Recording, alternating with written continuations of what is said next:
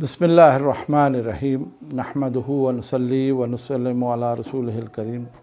अम्मा बाद, बहुत ही काबिल कदर उलमाए किराम, अहले इल्म, फ़ुज़लाए जामे सल्फ़िया, फैज़ याफ्ता जामे सल्फ़िया, मेरी आप सब से इंतहाई दर्दमंदाना अपील है कि इस वक्त हम जिस आज़माइश से दो चार हैं, अक्सरियत लोगों की इसकी हकीकत को नहीं समझती और ज़ाहरी तौर पर वो या तो इसका ठट्ठा करते हैं, मजाक करते हैं और एक अजीब व गरीब कैफियत से दो चार हैं।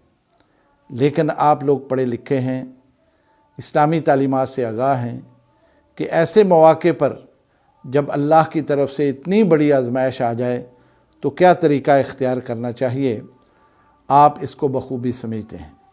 लिहाजा मेरी आप सब से ये अपील है कि इस आज़माइश के मौके पर आप लोगों को सब्र की तलकीन करें और अल्लाह की इस आज़माइश पर राज़ी भी रहें और इसके साथ साथ सबसे बड़ा सहारा दुआ का लें।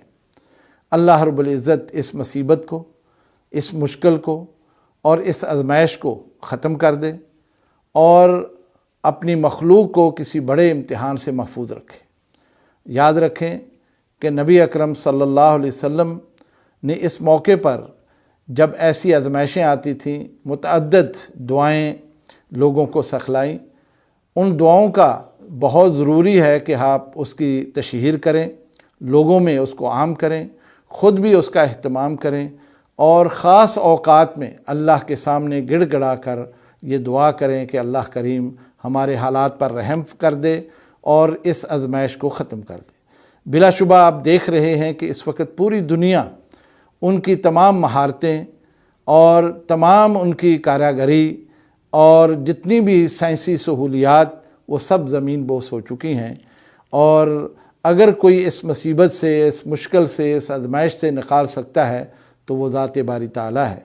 तो क्यों ना हम सब अल्लाह ही की तरफ रजू करें और अल्लाह ही से मदद मांगें, अल्लाह ही से ये दरख्वास्त करें, इल्तिजा करें कि वो अल्लाह करीम हमारे ऊपर रहम करके इस आज़माइश को ख़त्म कर दे। मुझे उम्मीद है जितने भी अहले इल्म हैं, किसी भी जगह पर वो मौजूद हैं, वो इस हकीकत को बखूबी समझते हैं।